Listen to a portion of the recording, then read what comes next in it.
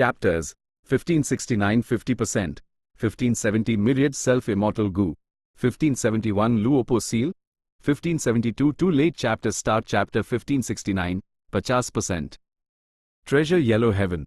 एक बड़ा सा ट्रांसपेरेंट आग का गोला चुपचाप जल रहा था, जिससे एक शानदार खजाने की रोशनी निकल रही थी। जैसे ही यह आग नजर आई, इसने फौरन ही कई गू इमॉर्टल्स का ध्यान अपनी तरफ खींच लिया। कई सारी विल्स और कुछ डिवाइन सेंसेस सीन की तरफ अट्रैक्ट हो गए। ब्लैक हेवन टेम्पल के गू इमॉर्टल जैंग जी ने मुस्कुराया। वो इस ट्रांसपेरेंट आग का मालिक था। मैंने सोचा भी नहीं था कि इस एक्सपेडिशन से मुझे रैंक 7 का इतना रेयर इमॉर्टल मटेरियल मिल जाएगा। इससे जो मुनाफा होगा वो मेरे इमॉर्टल एसेंस रिजर्व्स को भरने के लिए काफी होना चाहिए। ये सोचते हुए उसने सबके कीमत के बारे में पूछे गए सवालों का जवाब दिया। उसकी कीमत मार्केट के नॉर्मल रेट से बस थोड़ी सी ही ज्यादा थी, इसलिए कई लोगों ने उस खरीदने का मन बना लिया। ये सब मुझे चाहिए। एक डिवाइन सेंस ने सीधे जैंग जी से कांटेक्ट किया और एक ऊंची कीमत ऑफर की। जैंग जी का दिल जोश से धड़क उठा। उस थोड़ा यकीन नहीं हो रहा था। तुम्हें ये सब चाहिए? कीमत, डील फाइनल करो। सामने वाला बंदा एकदम स्ट्रेटफॉरवर्ड था। उसने सीधे सीधे ढेर सारे इमॉर्टल एसेंस स्टोन्स दे दिए। ओके। इतने सारे इमॉर्टल एसेंस स्टोन्स देखकर जैंग जी की एक फौरन चमक उठी और वो तुरंत मान गया। ट्रांजैक्शन बड़ी तेजी से पूरा हो गया। जो गू इमॉर्टल्स असाग को देख रहे थे वो थोड़ा हैरान रह गए। फिक्र मत करो, मेरे पास अभी और स्टॉक है। जैंग जी का डिवाइन सेंस लगातार फ्लक्चुएट हो रहा था। उसने जल्दी से ऐलान किया और ट्रांसपेरेंट आग का एक और गोला बाहर निकाला। बस ये था कि इस ट्रांसपेरेंट आग की क्वांटिटी पहले बेचे गए गोले से काफी कम थी। पहले ट्रांजैक्शन ने दूसरे गू इमॉर्टल्स की खरीदने की इच्छा को और भड़का दिया था। आखिरकार ये ट्रांसपेरेंट आग मार्केट में सच में रेयर थी। आमतौर पर वो इसे लगातार खरीद कर ही जमा कर पाते थे, और हर बार की खरीद आमतौर पर मुट्ठी भर या एक बेसिन के साइज की आग ही होती थी। अभी जैसा सीन नहीं था जहां ट्रांसपेरेंट आग एक पूरी गाड़ी के साइज की थी। वो इस रेयर मौके को गंवाना नहीं चाहते थे। लेकिन इस बार मैं कीमत बढ़ाने वाला हूं। जैंग जी की मुस्कान और गहरी हो गई। यूज ट्रांसपेरेंट आग के बारे में ज्यादा जानकारी नहीं थी। ये पहली बार था जब वो इसे बेच रहा था और यूज मार्केट की सिचुएशन का ठीक से अंदाजा नहीं था, इसलिए दूसरे गू इमॉर्टल्स का जोश उसकी उम्मीद से कहीं ज्यादा था। उसने कीमत बढ़ाना जारी रखा, लेकिन कुछ ही खरीदारों ने हार मानी, इसलिए शुरुआती कीमत बढ़ती चली गई। डानेट, लगता है मैंने पहले बेचकर गलती कर दी। जैंग जी इस सीन को थोड़े अफसोस के साथ देख रहा था और साथ हाईएस्ट खरीदार के फौरन डिसीजन लेने की तारीफ भी कर रहा था। जैंग जी बेवकूफ नहीं था। उसने अपने ट्रांसपेरेंट आग के स्टॉक को 3 हिस्सों में बांट दिया था। पहला हिस्सा मार्केट टेस्ट करने के लिए था और जो वो अब बेच रहा था वो दूसरा हिस्सा था। जैसे जैसे ट्रांजैक्शंस बढ़ते गए, यूज मार्केट की सिचुएशन का बेहतर अंदाजा होने लगा। Floating live fire. Fang Yuan ने अपने सॉवरेन इमॉर्टल एपर्चर में इस ट्रांसपेरेंट आग के गोले को देखते हुए खुशी से कहा। वही था जिसने पहल की और जैंग जी का माल खरीद लिया। यह फ्लोटिंग लाइव फायर ट्रांसपेरेंट थी और बिना किसी गर्मी के चुपचाप जलती थी। लेकिन जब यह किसी जिंदा चीज को जलाती तो इस जिंदा चीज के अतीत के सारे सीन तस्वीरों में बदल जाते जो फ्लोटिंग लाइव फायर में लगातार रिप्ले होते रहते। उस वक्त फ्लोटिंग लाइव फायर से कई रंगों की रोशनी निकलती और वो ट्रांसपेरेंट नहीं रहती। फ्लोटिंग लाइव फायर को प्रिजर्व करने के लिए खास तरीकों की जरूरत थी। जैंग जी को इत्तेफाक से फ्लोटिंग लाइव फायर की एक बड़ी क्वांटिटी मिल गई थी। उसके पास ऐसे तरीके नहीं थे। फैंग युआन को मिलने के बाद उसने फौरन फ्लोटिंग लाइव फायर को प्रिजर्व करने का एक तरीका इस्तेमाल किया। यह तरीका स्पेक्ट्रल सोल के ट्रू इनहेरिटेंस से नहीं था, बल्कि लंग या के ट्रू इनहेरिटेंस से मिला था, जिसे उसने स्पेक्ट्रल सोल के ट्रू इनहेरिटेंस के बदले में एक्सचेंज किया था। मैंने सोचा था कि मुझे दूर तक सफर करना पड़ेगा और इस फ्लोटिंग लाइव फायर को छीनने के लिए दूसरे लोगों से पंगा लेना पड़ेगा। किसे पता था कि कोई इसे ट्रेजर येलो हेवन में इतनी बड़ी क्वांटिटी में बेच रहा होगा। ये किस्मत तो सच में कमाल की है। फैंग युआन मुस्कुराया। यकीनन ऐसे कई गू इमॉर्टल्स द जो फ्लोटिंग लाइव फायर खरीदना चाहते थे। लेकिन गू इमॉर्टल विल्स आमतौर पर फैसला नहीं ले पाती थीं। वो सिर्फ गू इमॉर्टल द्वारा छोड़े गए हुक्मों का पालन कर सकती थीं। और एक ही बार में इतने सारे इमॉर्टल एसेंस स्टोन्स निकाल पाना भी आम गू इमॉर्टल्स के बस की बात नहीं थी। अगर उनके पास पैसे होते भी तो वो देखने वाले गू इमॉर्टल्स मोल भाव करना चाहते, क्योंकि उन्हें आमतौर पर इतनी बड़ी क्वांटिटी की जरूरत नहीं होती थी। कई रीजंस की वजह से फैंग युआन पहला मूव लेने में कामयाब रहा और सस्ते दाम पर यूज हासिल कर लिया। और रिस्क की बात, ये ज़ैंग ब्लैक हेवन टेम्पल का एक गु इमोर्टल था, हेवनली कोर्ट का आदमी, लेकिन उस नहीं पता था कि खरीदार फैंग युआन है, और ना हाई फैंग युआन उसकी आइडेंटिटी जानता था। ट्रेजर येलो हेवन में ट्रांजैक्शंस काफ़ी सिक्योर थे।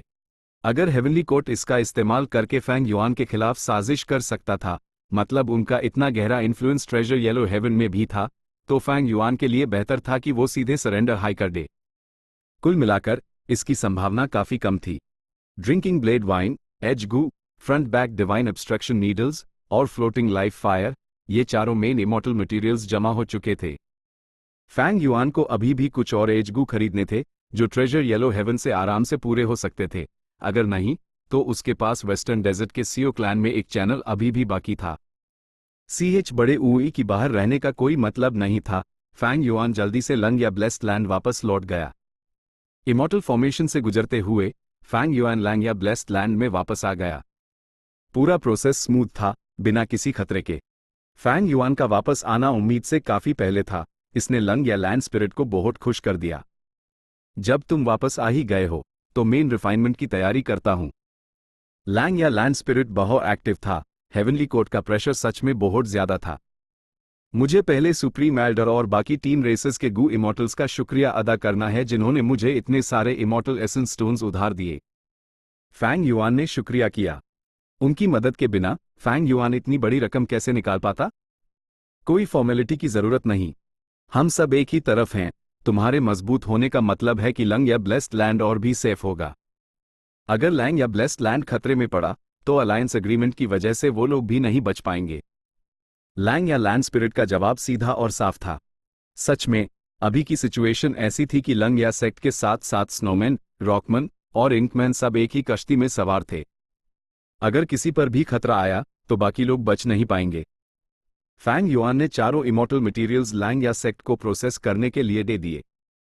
इन इमॉर्टल मटेरियल्स को प्रोसेस होने में कम से कम 15 दिन लगने थे।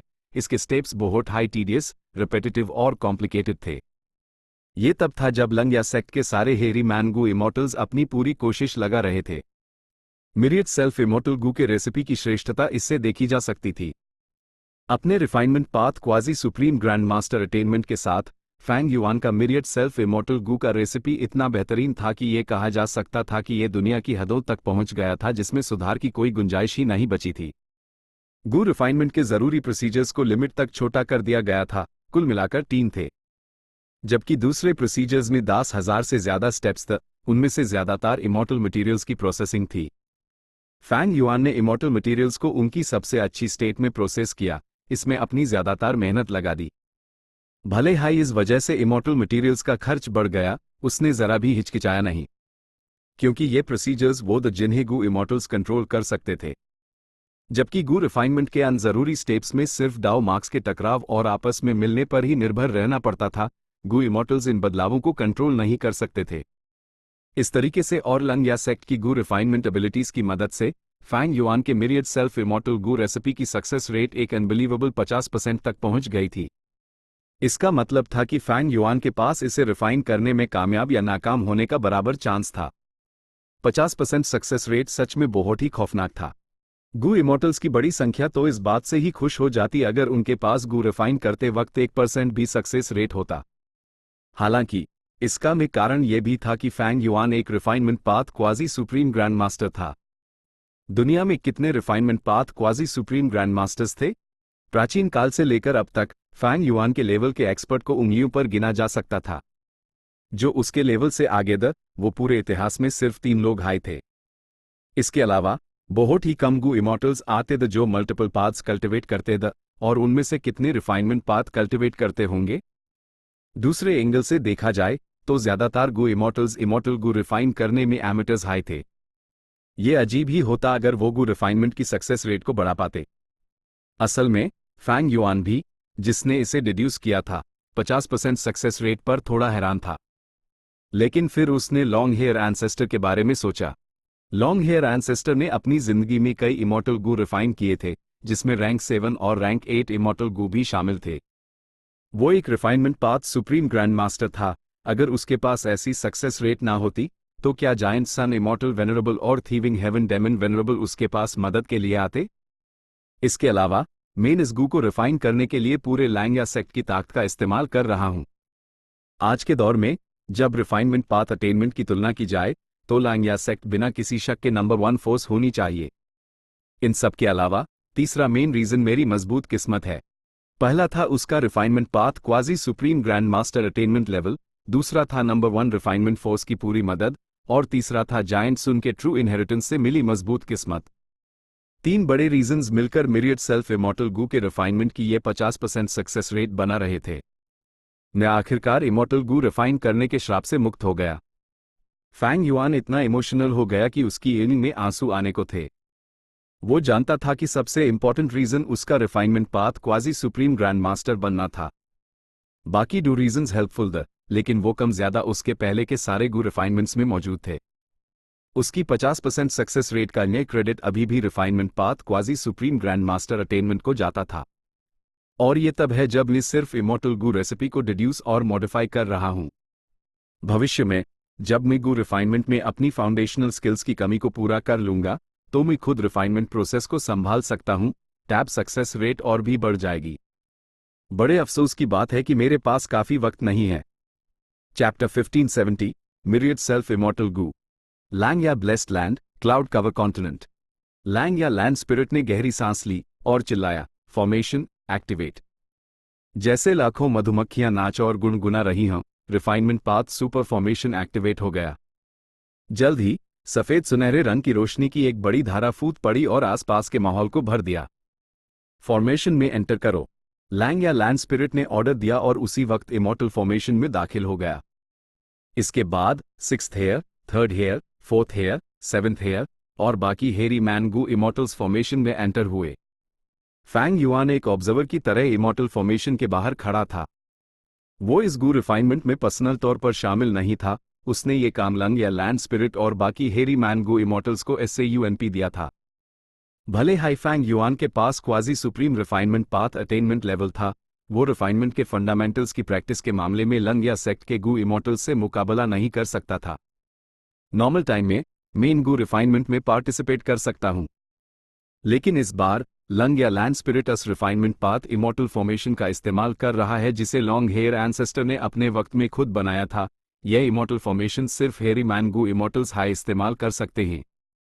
एक ह्यूमन गू इमॉर्टल होने के नाते अगर मैं अंदर गया तो इमॉर्टल गू फॉर्मेशन मुझे मार डालेगा। लैंग या ब्लेस्ड लैंड की बुनियाद काफी गहरी थी। इस बार उन्होंने लॉन्ग हेयर के रिफाइनमेंट पाथ फॉर्मेशंस में से एक बाहर निकाला था। ऑफ कोर्स फैंग युआन के तरीकों से वो अपने ट्रांसफॉर्मेशन पाथ अटेनमेंट का इस्तेमाल करके एक हेरी मैन गू इमॉर्टल में बदल सकता था, लेकिन ज्यादातर चांसेस द कि लंग या सेक्ट इस फॉर्मेशन को एक राज रखना चाहता था और इसे फैंग युआन के सामने एक्सपोज नहीं करना चाहता था। मैंने स्पेक्ट्रल सोल के ट्रू इनहेरिटेंस का इस्तेमाल करके लंग या ट्रू इनहेरिटेंस से एक्सचेंज किया था। साफ जाहिर है यह long hair refinement path formation एक ऐसी चीज है जिसे लंग या लैंड स्पिरिट एक ट्रम्प कार्ड की तरह रखे हुए है, वो इसे ट्रेड नहीं करेगा। जैसे स्पेक्ट्रल सोल के ट्रू इनहेरिटेंस के अंदर lead soul into dream killer move में भी उस अपने लिए रखे हुए हूं। फैंग युआन साइड से देख रहा था और उसकी आंखों में तेज रोशनी चमक रही थी। भले हाई लंग या सेक्ट ने फैंग युआन को साइड में कर दिया था, वो इससे काफी संतुष्ट था। हेवनली कोर्ट के भारी प्रेशर का सामना करते हुए लंग या सेक्ट बहुत चिंतित था। उन्होंने फैंग युआन के लिए जल्दी से myriad self immortal gu refine करने के लिए इस long hair refinement path formation को भी एक्टिवेट कर दिया था। लैंग या सेक्ट ज्वाइन करने के बाद फैंग युआन उन्हीं में से एक था। उसकी बैटल स्ट्रेंथ बढ़ाना लैंग या ब्लेस्ड लैंड को रिलोकेट करने के लिए बहुत फायदेमंद था। Long hair refinement path formation धीरे धीरे एक्टिवेट हुआ। रोशनी लगातार रंग बदल रही थी। शुरुआत में ये सफेद सुनहरी थी, फिर नारंगी सुनहरी और फिर गहरी सुनहरी हो गई। गहरी सुनहरी रोशनी में सितारों जैसे कण चमकने लगे। ये बहुत रोशन था। इमॉर्टल फॉर्मेशन की गुनगुनाहट धीमी हो गई। कुछ सांसों के बाद ये बिना किसी आवाज के बिल्कुल शांत हो गया। हेरी मैन गू इमॉर्टल्स और लंग या लैंड स्पिरिट सब एक बड़े सर्कल में खड़े थे। लैंग या लैंड स्पिरिट ने पहले काम किया। उसने एक इमॉर्टल फॉर्मेशन एक्टिवेट किया, उस खोला और पहले से तैयार इमॉर्टल मटेरियल्स का एक गुच्छा बाहर निकाला। यह इमॉर्टल मटेरियल ठंडे और सूखे सूरजमुखी जैसा दिख रहा था। जैसे ही ये इमॉर्टल फॉर्मेशन में आया, ये धुएं में बदल गया और गहरी सुनहरी रोशनी में मिल गया। फैंग युआन गंभीरता से देख रहा था। ये पहला जरूरी स्टेप था। जब धुआं पूरी तरह से गहरी सुनहरी रोशनी में मिल जाएगा तभी वो आगे बढ़ सकते थे। फैंग युआन को ज्यादा प्रेशर महसूस नहीं हुआ। अगर ये स्टेप फेल हो गया तो उसका नुकसान बड़ा नहीं होगा, वो फिर से शुरू कर सकता था। लेकिन 1 घंटे बाद इमॉर्टल मटेरियल पूरी तरह से धुएं में बदल गया और गहरी सुनहरी रोशनी में बिल्कुल परफेक्ट तरीके से मिल गया। इमॉर्टल फॉर्मेशन के अंदर गहरी सुनहरी रोशनी कंडेंस होती और सिकुड़ती चली गई। पहले ये हर जगह थी, लेकिन अब ये एक घर के साइज की थी, long hair refinement path formation के अंदर कैद। जब गहरी सुनहरी रोशनी के अंदर सितारों जैसे कण बर्फ के सितारों में बदल गए, लंग या लैंड स्पिरिट ने इमॉर्टल फॉर्मेशन एक्टिवेट किया और दूसरा स्टेप शुरू किया। जैसे जैसे वक्त गुजरा, हेरी मैन गू इमॉर्टल्स एक एक करके इमॉर्टल मटेरियल्स को इमॉर्टल फॉर्मेशन में भेजते रहे। वो सब आपस में मिल रहे थे। 3 दिन और 3 रात बाद थर्ड हेयर ने गू वॉर्म्स को इमॉर्टल फॉर्मेशन में फेंकना शुरू किया। उसने सबसे पहले सेल्फ रिलायंस गू फेंका। यह गू वर्म सिर्फ रैंक 3 का था। इसका शेप एक कॉकरोच जैसा था, एक गहरे भौर रंग का फ्लैट बॉडी। इसके सर पर फीलर्स दी और पीठ पर पंख। सेल्फ रिलायंस गू एक स्ट्रेंथ पाथ गू वर्म था जिसमें हीलिंग इफेक्ट्स थे। गू मास्टर की स्ट्रेंथ जितनी ज्यादा होती, हीलिंग इफेक्ट उतना ही ज्यादा होता। ये एक रेयर गू वर्म था। मॉर्टल्स इसे ढूंढ भी नहीं पाते, लेकिन सिक्स्थ हेयर ने ऐसे कई सौ फेंक दिए। सेल्फ रिलायंस गू की क्वांटिटी को सख्ती से कैलकुलेट किया गया था, क्योंकि इसमें डाउ मार्क्स की क्वांटिटी शामिल थी। इमॉर्टल गू रिफाइन करते वक्त नंबर्स बिल्कुल प्रिसाइज होने चाहिए थे। जब सारे सेल्फ रिलायंस गू फेंक दिए गए, लंग या लैंड स्पिरिट ने चिल्लाते हुए long hair refinement path formation को पूरी तरह से एक्टिवेट कर दिया। एक ही पाल में फॉर्मेशन के अंदर आग के पिलर्स उठने लगे। सैकड़ों या हजारों पिलर्स जो मीटर्स ऊंचे गहरी सुनहरी रोशनी के अंदर जलने लगे। ताकतवर हवा के झोंके बाहर की तरफ चल रहे थे, लेकिन रिफाइनमेंट पाथ इमॉर्टल फॉर्मेशन ने उन्हें पूरी तरह से कैद कर लिया। इमॉर्टल गू फॉर्मेशन के चारों तरफ खड़े हेरी मैन गू इमॉर्टल्स को टेम्परेचर बिल्कुल भी बढ़ता हुआ महसूस नहीं हुआ। लॉन्ग हेयर रिफाइनमेंट फॉर्मेशन बहुत हाई अनोखा था। नारंगी लाल आग के पिलर 48 घंटों तक जलते रहे, फिर कमजोर पड़ गए। गहरी सुनहरी रोशनी पूरी तरह जल चुकी थी, यहां तक कि सेल्फ रिलायंस गू भी जलकर एक अजीब पत्थर में बदल गए थे जो एक घोड़ा गाड़ी के साइज का था। थोड़ी देर इंतजार करने के बाद पत्थर पूरी तरह से ठोस हो गया। फैंग युआन ने राहत की सांस ली। मिरियड सेल्फ इमॉर्टल गू को रिफाइन करने का दूसरा स्टेप आखिरकार खत्म हो गया। इसके बाद लंग या लैंड स्पिरिट और बाकी लोग आराम करने लगे, जबकि फोर्थ हेयर और सिक्स्थ हेयर इमॉर्टल फॉर्मेशन को मेंटेन करने का काम कर रहे थे और इस पत्थर को तराश रहे थे। कुछ देर बाद पत्थर पूरी तरह से पीस दिया गया और पत्थर के टुकड़ों के ढेर में बदल गया जो जमीन पर बिखरे हुए थे। थर्ड हेयर ने आराम करना बैंड किया और ड्रिंकिंग ब्लेड वाइन निकालकर इन पत्थर के टुकड़ों पर डाल दिया। यह drinking blade wine Fang Yuan ने कुछ ही वक्त पहले मेंग तू को मारकर हासिल किया था। ए फ्लैट इसका बहुत बड़ा इस्तेमाल हो रहा था। यह पत्थर के टुकड़ों को ग्रे धुएं के निशानों में बदल रहा था। ग्रे धुआं ऊपर उठा और धुएं के गोलों में कंडेंस हो गया, जो हवा में तैरती हुई छोटी छोटी लालटेनों जैसा लग रहा था। फोर्थ हेयर और सिक्स्थ हेयर आराम करने लगे, जबकि थर्ड हेयर ने कई सारे ऑल आउट एफर्ट गू निकाले। यह गू वर्म एक राइनोसरस बीटल जैसा था। यह एक मोर्टल गू था। इसका साइज एक एडल्ट की हथेली जितना था और बहुत भारी था। यह अंडाकार शेप का था और इसका एक मजबूत आर्मर एक्सोस्केलेटन था। इसके सर पर एक मजबूत सींग था जो भारी और ताकतवर दिख रहा था। इसके कई जोड़ी पैर सभी मजबूत और मोटे। इसका बॉडी गहरा भूरा था और एक मेटालिक सरफेस के साथ चमक रहा था। लोगों को बस एक झलक में ही पता चल जाता कि यह कोई आम चीज नहीं है। फैंग युआन ने अभी तक all out effort immortal gu refine नहीं किया था। ये सब मोर्टल गू रैंक 1 से 5 तक। गू वर्म धुएं में दाखिल हुआ और उसके साथ मिक्स नहीं हुआ। इसी वक्त लंग या लैंड स्पिरिट ने काम शुरू किया, इन्वेंट्री खोली और पहले से तैयार की हुई फ्लोटिंग लाइफ फायर को बाहर निकाला। ट्रांसपेरेंट आग के अंदर बड़ी संख्या में ऑल आउट एफर्ट गू और ग्रे धुआं आपस में मिलने लगे। ये एक लंबा स्टेप था। आधे महीने बाद फ्यूजन पूरा हो गया। चाहे वो फ्लोटिंग लाइफ फायर हो, ऑल आउट एफर्ट गू या ग्रे धुआं, सब गायब हो गए। बस एक हल्की सी बूंदाबांदी बच गई। ये बूंदाबांदी रिफाइनमेंट पाथ इमॉर्टल फॉर्मेशन द्वारा रिस्ट्रिक्ट थी। ये फॉर्मेशन के सेंटर में कैद थी और लगातार बरस रही थी। ए फ्लैट तक तीसरा जरूरी स्टेप भी पूरा हो चुका था।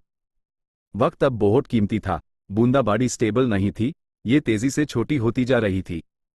सभी हेरी मैन गो इमोर्टल्स और लंग या लैंड स्पिरिट ने काम करना शुरू कर दिया। सबके पास अलग अलग तरीके वो गू रिफाइनमेंट के अलग अलग हिस्सों के इंचार्ज थे। Front back divine abstraction needles और दूसरे इमोर्टल मटेरियल्स सब अंदर डाले गए, साथ ही बड़ी संख्या में मोर्टल गू भी। मिरियड सेल्फ इमोर्टल गू का रेसिपी जो फैंग युआन ने डिड्यूस किया था, उसमें कोई इमोर्टल गू खर्च नहीं होता था। इसके बजाय बड़ी संख्या में इमोर्टल मटेरियल्स और मोर्टल गू इस्तेमाल होते थे। इस तरह वो इमोर्टल गू नहीं खोएगा, लेकिन उसके इमोर्टल मटेरियल्स और मोर्टल गू का खर्च 10 गुना बढ़ जाएगा। रिफाइनमेंट के लिए जरूरी काम भी काफी बढ़ गया। यही वजह थी कि Lang Ya sect long hair refinement path formation का इस्तेमाल कर रहा था। जैसे जैसे वक्त गुजरा, सारे जरूरी स्टेप्स बिना किसी बड़े खतरे या हादसे के पार हो गए। लैंग या ब्लेस्ड लैंड के टाइम के हिसाब से 2 महीने बाद मिरियड सेल्फ इमोर्टल गू का रिफाइनमेंट आखिरी जरूरी स्टेप तक पहुंच गया। फैंग युआन के पास टाइम पाथ के तरीके जरूर थे, लेकिन वो जरूरी वक्त को कम नहीं कर सकता था। टाइम पाथ से वक्त का सिकुड़ना असल में टाइम पाथ डाउ मार्क्स को कार्व करके उस पर असर डालना था। रिफाइनमेंट प्रोसेस के दौरान टाइम पाथ डाउ मार्क्स का एडिशन रिफाइनमेंट को हाई डिसरप्ट कर देता। 2 महीने फैंग युआन की अभी की लिमिट थी। उसने अपने सारे टाइम पाथ मेथड्स इस्तेमाल कर लिए जो इमोर्टल गू को बिना किसी एक्स्ट्रा डिसरप्शन के परफेक्टली रिफाइन करने के लिए किए जा सकते थे, डाउ मार्क्स को रिफाइनमेंट के लिए मटेरियल्स में बदलकर। इमोर्टल फॉर्मेशन गूंजने और हिलने लगा। एक तेज रोशनी आसमान में फूट पड़ी। लैंग या लैंड स्पिरिट ने गहरी सांस ली। बाकी हेरी मैन गू इमोर्टल्स के चेहरों पर थकान थी, लेकिन उनके चेहरों पर खुशी भी थी। आखिरी स्टेप कामयाब रहा। रोशनी धीमी हुई और एक रैंक 7 इमोर्टल गू सामने आया। यह गू वर्म 10 मीटर से भी लंबा था। यह एक कन खजूरे जैसा था जो मेटालिक चमक से चमक रहा था। इसके सर पर माउथपीस खतरनाक लग रहा था, जबकि इसके माथे पर 2 लंबे एंटेनास दी। इसके बॉडी के दोनों तरफ 5000 पैर कुल मिलाकर 10,000 पैर। रैंक 7 इमोर्टल गू मिरियड सेल्फ। सोचा ना था कि पहली ही कोशिश में रिफाइन हो जाएगा। हाँ, आखिरकार हमने इसे रिफाइन कर ही लिया। हेरी मैन गू इमोर्टल्स ने जश्न मनाया। वो बहुत खुश थे। मिरियड सेल्फ इमोर्टल गू रिफाइनमेंट पाथ इमोर्टल फॉर्मेशन के सेंटर में कैद था। क्योंकि फैंग युआन वो शख्स नहीं था जिसने इसे रिफाइन किया था, इसलिए यह अभी भी मालिक के बिना था। लेकिन जल्द ही फैंग युआन ने रिफाइनमेंट पाथ इमोर्टल फॉर्मेशन की मदद से इसे तेजी से रिफाइन कर लिया। एक ही कोशिश में इस रैंक 7 इमोर्टल गू को रिफाइन कर लिया। हाँ, फैंग युआन भी बहुत खुश था। उसने अतीत में ऐसी चीज के बारे में सपने में भी नहीं सोचा था। 50% सक्सेस रेट बहुत हाई ज्यादा था। फैंग युआन ने मिरियड सेल्फ इमोर्टल गू में इमोर्टल एसेंस इंजेक्ट करने की कोशिश की। ये चमकने लगा और रोशनी के अंदर से अनगिनत फैंग युआन के स्ट्रेंथ पाथ फैंटम्स निकलने लगे। ये बिल्कुल किलर मूव मिरियड सेल्फ इस्तेमाल करने जैसा था। इफेक्ट बस थोड़ा सा कमजोर है। आखिरकार किलर मूव मिरियड सेल्फ में बहुत सारे गू वॉर्म्स इस्तेमाल होते हैं। फैंग युआन फाक महसूस कर सकता था। इमोर्टल एसेंस का खर्च बहुत कम हो गया है। एक्टिवेशन भी अब बहुत आसान है, बस एक सोच की जरूरत है। पहले वाला किलर मूव तैयार होने में वक्त लेता था, चाहे मैं उससे कितना भी फैमिलियर क्यों ना हूं, और उसमें बहुत सारी मेंटल एनर्जी भी लगती थी। फैंग युआन ने इसे टेस्ट किया और मिरियड सेल्फ इमोर्टल गू से बहुत खुश हुआ। Chapter 1571 Luopo seal. लैंग या blessed land, cloud cover continent. Immortal killer move, myriad self giant hand. Fang Yuan हवा में तैर रहा था। उसकी ऑरा एक जोरदार आवाज के साथ फट पड़ी और एक विशाल हाथ कहीं से प्रकट हुआ जो जमीन की तरफ दे मारा। तुरंत हवा की लहरें बाहर की तरफ धकेली गईं जब विशाल हथेली एक गिरते हुए पहाड़ की तरह नीचे आई और क्लाउड सॉइल की जमीन पर जोर से टकराई। क्लाउड कवर कॉन्टिनेंट को लंग या लैंड स्पिरिट ने खुद डिजाइन किया था। यह क्लाउड सॉइल से बना था जो हवा में तैर सकता था बिना कभी जमीन पर उतरे। क्लाउड सॉइल सख्त नहीं थी। फैंग युआन के मिरियड सेल्फ जायंट हैंड में रैंक 7 की अटैकिंग पावर थी। इस हाथ ने आसपास की सारी क्लाउड सॉइल को तोड़ दिया जो नीचे विशाल समुद्र की तरफ गिरने लगी। फैंग युआन अपने किलर मूव को टेस्ट कर रहा था। वो क्लाउड कवर कॉन्टिनेंट को बर्बाद करने की कोशिश नहीं कर रहा था। इसलिए जब उसका हाथ क्लाउड कवर कॉन्टिनेंट पर पड़ा, लंग या ब्लेस्ड लैंड का सुपर इमोर्टल फॉर्मेशन एक्टिवेट हो गया। एक चांदी जैसी रोशनी बहते हुए पानी की तरह क्लाउड कवर कॉन्टिनेंट पर दिखाई दी।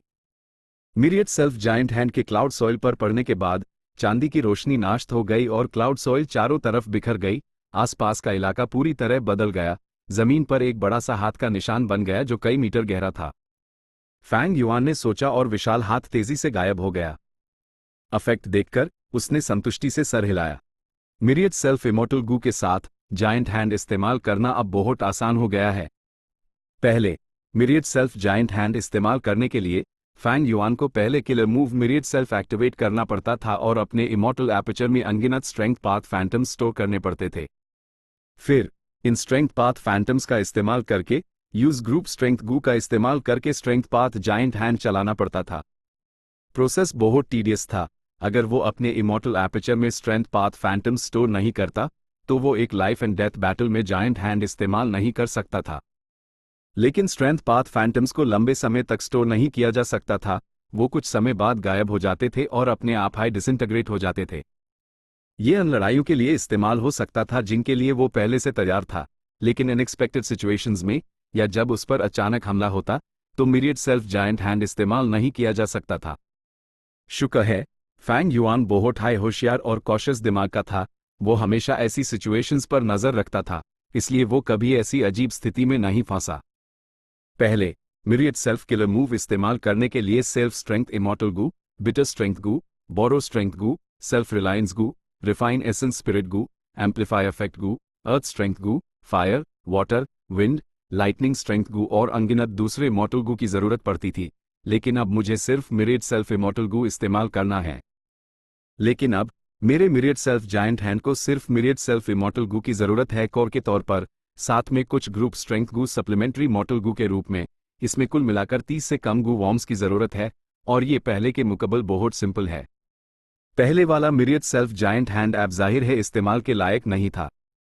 मिरियड सेल्फ इमॉर्टल गू को रिफाइन करने के बाद फैंग युआन ने मिरियड सेल्फ जायंट हैंड को एक नए वर्जन में मॉडिफाई किया जिसमें मिरियड सेल्फ इमॉर्टल गू को था। कोर सेल्फ स्ट्रेंथ इमॉर्टल गू ऐप इस्तेमाल नहीं होता था।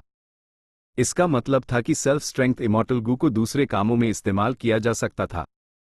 ऑफ कोर्स वो इसे myriad self giant hand killer move में भी जोड़ सकता था ताकि उसकी ताकत बढ़ जाए। यह फैंग युआन के आगे के मॉडिफिकेशन पर डिपेंड करेगा। असल में मिरियड सेल्फ जायंट हैंड में इंप्रूवमेंट की गुंजाइश है।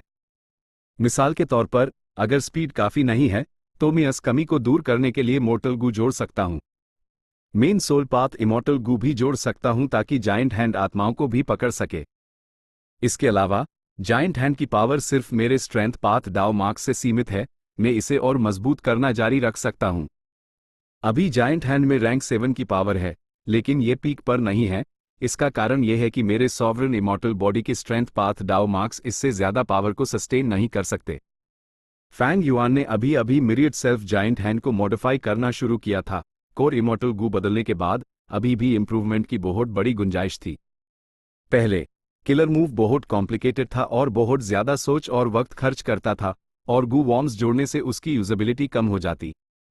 लेकिन अब मिरियड सेल्फ किलर मूव एक गू वर्म में कंडेंस हो गया था। प्रोसेस बहुत सिंपल था।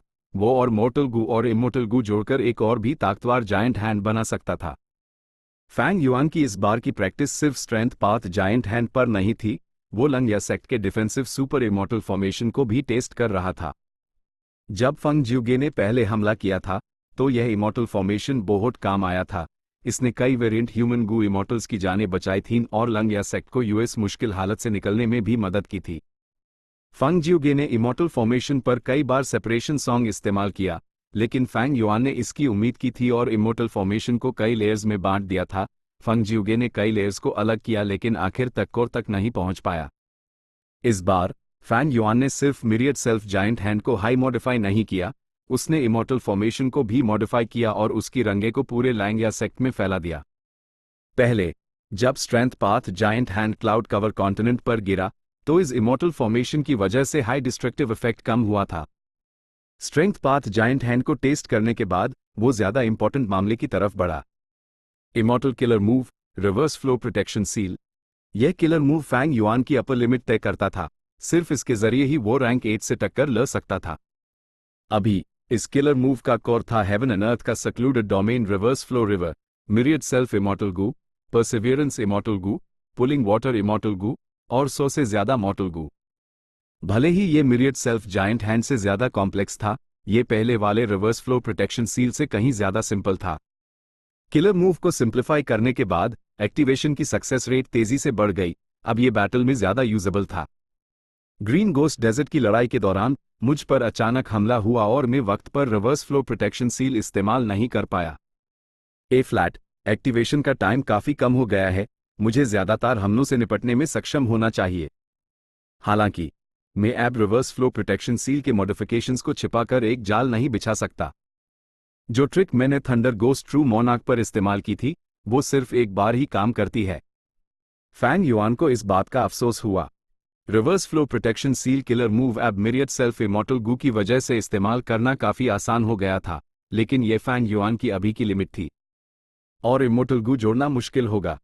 वो पहले की तरह जाल नहीं बिछा सकता था और थोड़े ही समय में एक बिल्कुल नया रिवर्स फ्लो प्रोटेक्शन सील सामने ला सकता था। कुछ डिडक्शंस के बाद फैंग युआन फिर से सक्लूजन में चला गया, दूसरे किलर मूव्स को डिड्यूस करने के लिए। भले हाई फैंग युआन शांत था, वो प्रेशर से भरा हुआ था। हेवनली कॉर्ड जैसी विशाल फोर्स के खिलाफ किसे प्रेशर नहीं होगा? मिरियड सेल्फ इमॉर्टल गू का रिफाइनमेंट सिर्फ कई किलर मूव्स को बेहतर बनाने के लिए नहीं था। फैंग युआन का असली मकसद एक तीसरा वेरिएशन मूव बनाना था, लुओपो सील। मेन लू वे येन के इमॉर्टल किलर मूव से प्रभावित हुआ था और 3 जन्मों को जिया था। ये सपने बहुत हाई रहस्यमय दी, खासकर तीसरा जीवन, वो मेरे लुओपो सील के लिए एक बहुत बड़ी प्रेरणा थी। लेकिन लुओपो सील को डिड्यूस करते वक्त मुझे पहले बहुत सी बाधाओं का सामना करना पड़ा। पार करने के लिए एक बहुत बड़ी रुकावट थी। यह मिरियड सेल्फ इमॉर्टल गू एक पुल की तरह है जो शायद मुझे इस रुकावट को पार करने और सफलता हासिल करने दे। फैंग युआन ने जोश और उम्मीद महसूस की। भले ही उसने थंडर गोस्ट ट्रू मोनार्क के खिलाफ लड़ाई से अपनी रेप्यूटेशन बढ़ा ली थी और फंग जियोगे को दबा दिया था, फैंग युआन जानता था कि वो कई मामलों में फंग जियोगे से कम था। फंग जियोगे रैंक 8 से इसलिए लड़ सकता था क्योंकि उसके पास साउंड पाथ डाओ मार्क्स का गहरा एक्यूमुलेशन था, जो रैंक 8 को बराबर की टक्कर देता था। भले ही उसके पास रैंक 8 साउंड पाथ इमॉर्टल गू ना हो, उसके किलर मूव्स अपने डाओ मार्क्स के एम्प्लीफिकेशन की वजह से क्वाजी रैंक 8 तक पहुंच सकते थे। वहीं दूसरी तरफ फैंग युआन रैंक 8 से इसलिए लड़ सकता था क्योंकि वो रिवर्स फ्लो रिवर के अंदर मौजूद विशाल संख्या में डाओ मार्क्स का इस्तेमाल कर रहा था। उसके खुद के डाओ मार्क्स कई पाथ्स में रैंक 7 तक पहुंच गए थे, लेकिन वो अभी भी रैंक 8 से बहुत दूर था।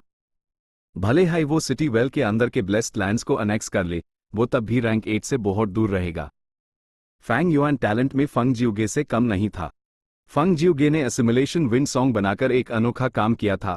वो पहला गू इमॉर्टल था जो असिमुलेशन की हवाओं को समन कर सकता था। वहीं दूसरी तरफ फैंग युआन ने मिरियड सेल्फ बनाया और स्ट्रेंथ और एंस्लेवमेंट पथ को कंबाइन किया। ये भी एक क्रांतिकारी रचना थी। वो दोनों बराबर के थे। ए फ्लैट जब फैंग युआन ने किलर मूव को मिरियड सेल्फ इमॉर्टल गू में कंडेंस कर दिया था, उसका स्टेटस फिर से बढ़ गया था, क्योंकि वो इस डेवलपमेंट के रास्ते पर एक बिल्कुल नया पथ बना सकता था। सिर्फ एक किलर मूव के मुकाबले इसमें डेवलपमेंट की गुंजाइश कहीं ज्यादा थी। गू कल्टिवेशन पाथ्स ऐसे ही बनते द, कुछ डू पाथ्स का फ्यूजन होते द, जबकि दूसरे मौजूदा पाथ्स का सब क्लासिफिकेशन होते थे। फैंग युआन और फंग जियोगे में सिर्फ उम्र का फर्क था। पुनर्जन्म के बाद फैंग युआन ने कितने साल कल्टिवेट किया था?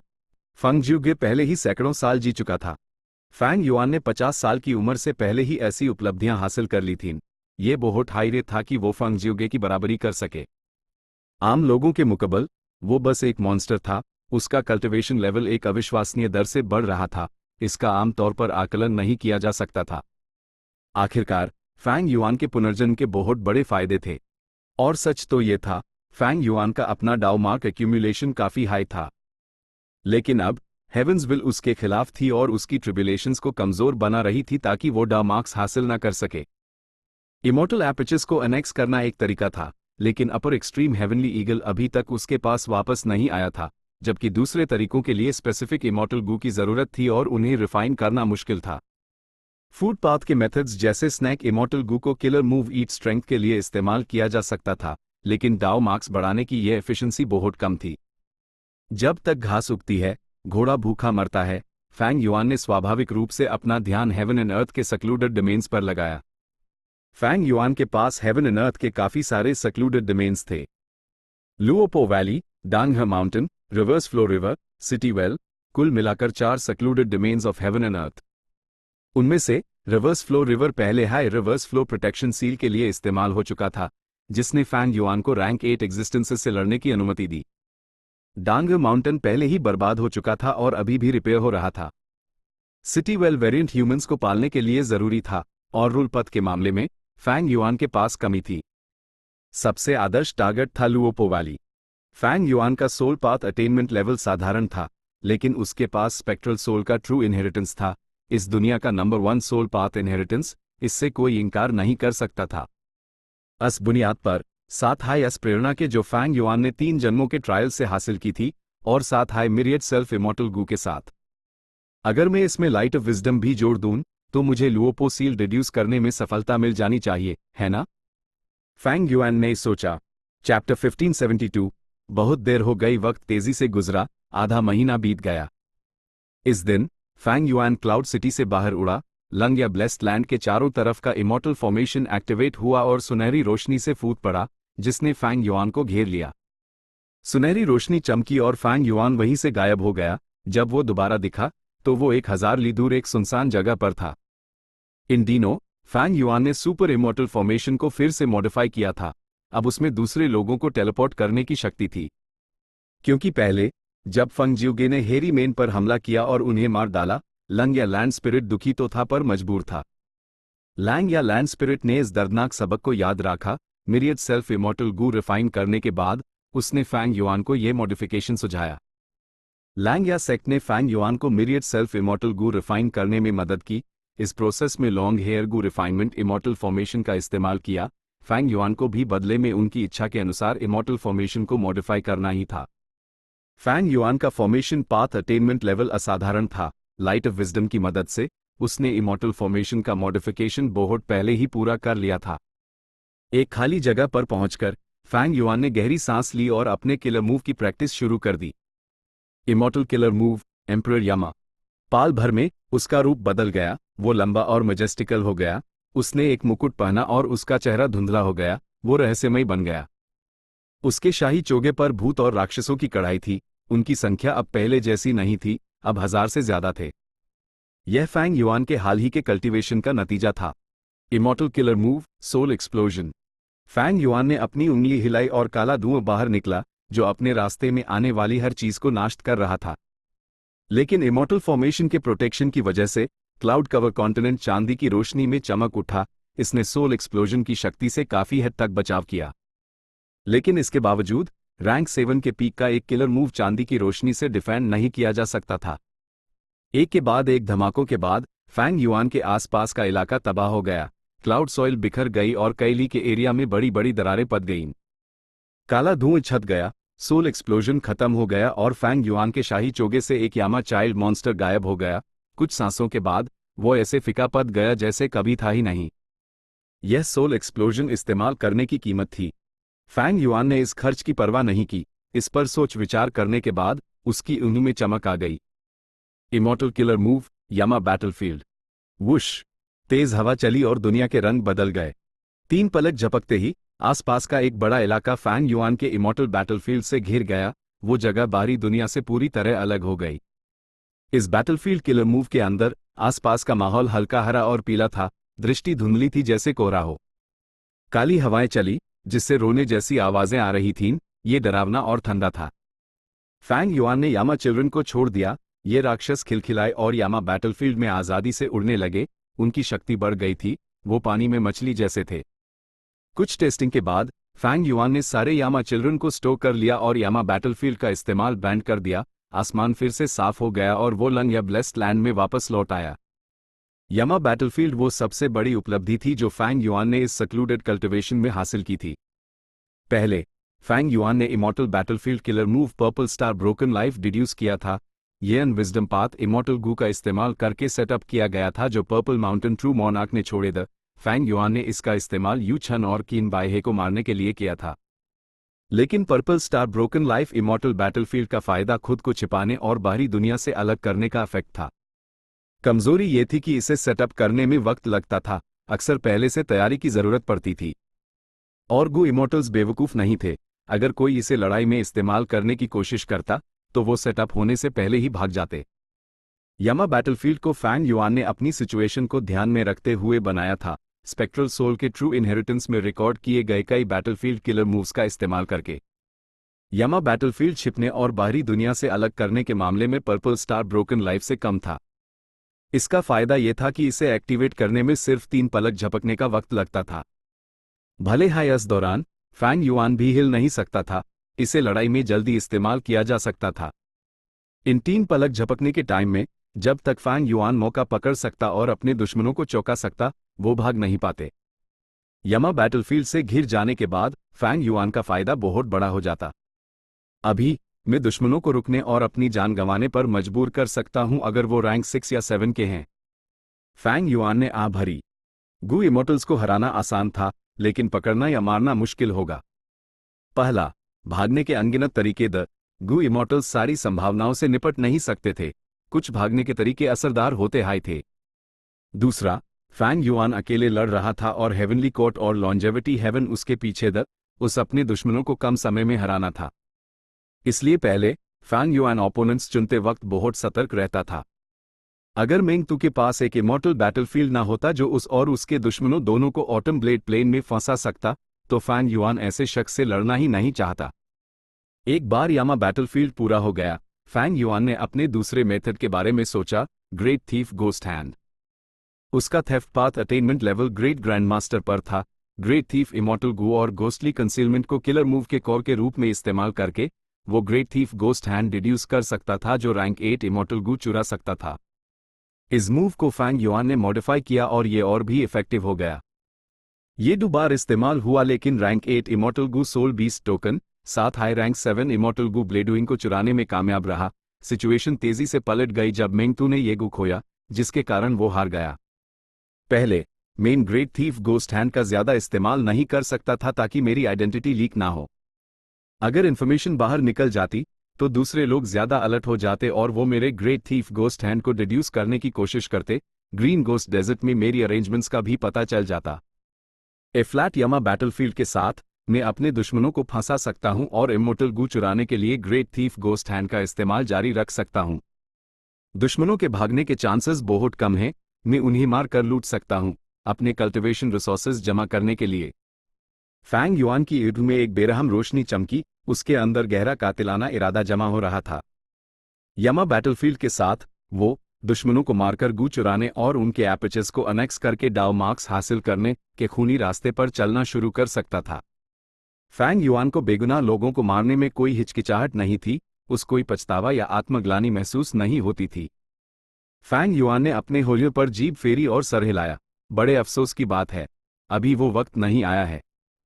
अगर लैंग या ब्लेस्ड लैंड एक्सपोज ना हुआ होता, अगर हेवनली कोर्ट का प्रेशर ना होता, तो फैंग युआन निकल जाता और लोगों को मारने लगता। लेकिन अब सबसे जरूरी बात लंग या ब्लेस्ड लैंड को बचाना था। इस वक्त लंग या सेक्ट को बचाना फैंग युआन के लिए इमॉर्टल गू चुराने से ज्यादा इंपॉर्टेंट था, इसमें कोई शक नहीं था। जैसे जैसे वक्त गुजरा, फैंग युआन का मानसिक दबाव बढ़ता गया। हेवनली कोर्ट इसे ऐसे ही नहीं छोड़ेगा। एक बार जब वो लंग या ब्लेस्ड लैंड पर फिर से हमला करेंगे, भले हाई लंग या ब्लेस्ड लैंड पूरी तरह से तैयार हो, शायद वो उसका सामना न कर पाए। ऐसा इसलिए था क्योंकि लंग या सेक्ट के ट्रम्प कार्ड्स और राज पिछली लड़ाई में एक्सपोज हो चुके थे, जबकि हेवनली कोर्ट के पास अभी भी अपार बुनियाद थी। वो कुछ ऐसे ट्रम्प कार्ड्स इस्तेमाल कर सकता था जो लंग या सेक्ट को टारगेट करें या कुछ बेहतरीन स्कीम्स लेकर आए जो पूरे लैंग या ब्लेस्ड लैंड को खतरे में डाल दें। सबसे अच्छी सिचुएशन ये थी कि हेवनली कोर्ट के दूसरे हमले से पहले लंग या ब्लेस्ड लैंड को रिलोकेट कर लिया जाए। लेकिन रिलोकेशन पर हेवनली कोर्ट जरूर हमला करेगा, और शायद ये प्रिंस फंग जियानहाई हो। फैंग युआन ने ये पहले ही साफ साफ डिड्यूस कर लिया था। एक रैंक 8 के खिलाफ फैंग युआन अपना बचाव कर सकता था, लेकिन उसके पास ऑफेंस की कमी थी। ये काफी अजीब सिचुएशन थी। उसके पास अब 2 रास्ते थे। एक था हेवन एंड अर्थ के सक्लूडेड डोमेन का इस्तेमाल करके एक रैंक 8 ऑफेंसिव किलर मूव बनाना। दूसरा था एक रैंक 8 इमॉर्टल गू का इस्तेमाल करके एक attacking method banana. Haven and अर्थ के सक्लूडेड डोमेन्स में लुओपो वैली सबसे अच्छा विकल्प था, और उसका एकमात्र विकल्प भी। फैंग युआन को लुओपो सील डिड्यूस करने की प्रेरणा थी, लेकिन दुर्भाग्य से उसकी प्रोग्रेस काफी धीमी थी। लाइट ऑफ विजडम के बाद भी फैंग युआन काफी परेशान था। रैंक 8 इमॉर्टल गू की बात करें तो फैंग युआन के पास 4 the attitude, wisdom sword, years flow like water और soul beast token. Attitude Gu familiar face का कोर इमॉर्टल गू था। Years flow like water year Gu produce करता था, ये लड़ने के लिए नहीं था। Soul beast token emperor Yama killer move में जरूरी था, उस बाहर नहीं निकाला जा सकता था। देखा जाए तो उसके पास सिर्फ विजडम स्वॉर्ड इमॉर्टल गू हाई बचा था। वैसे फैंग युआन ने ये रैंक 8 इमॉर्टल गू बहुत पहले ही हासिल कर लिया था। इसे खिलाने के लिए उसने बहुत सारे रिसोर्सेज खर्च किए थे, लेकिन वो इसे कभी इस्तेमाल नहीं कर पाया था। विजडम स्वॉर्ड इमॉर्टल गू को एक्टिवेट करने के लिए यूजर के रैंक 8 इमॉर्टल एसेंस की जरूरत थी। ये वही था जो पर्पल माउंटेन ट्रू मोनार्क ने बो किंग के लिए डिजाइन किया था, लेकिन फैंग युआन के पास अभी सिर्फ rank 7 red date immortal essence था।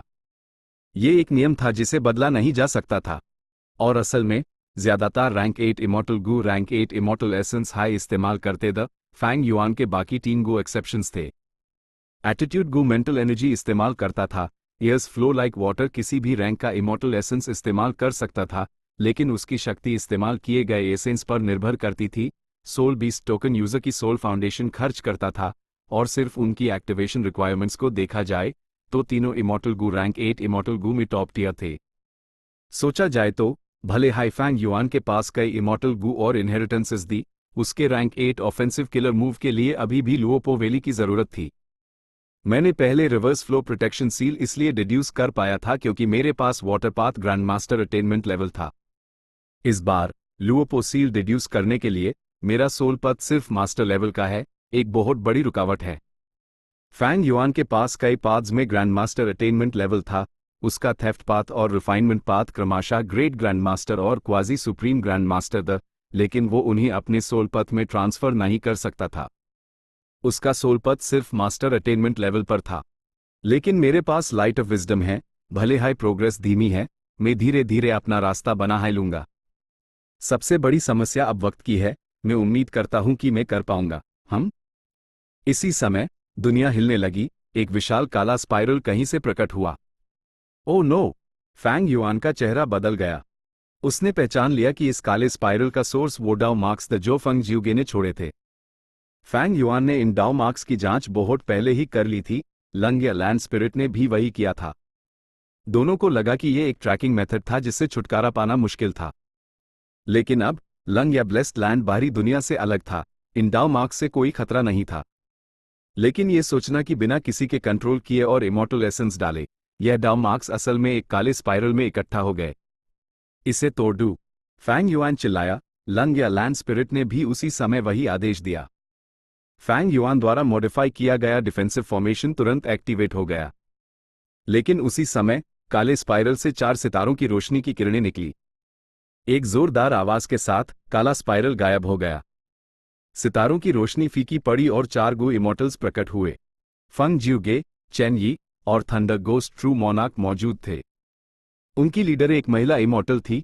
उसने चारों तरफ देखा और फिर अपनी नजर फैंग युआन पर टिका दी।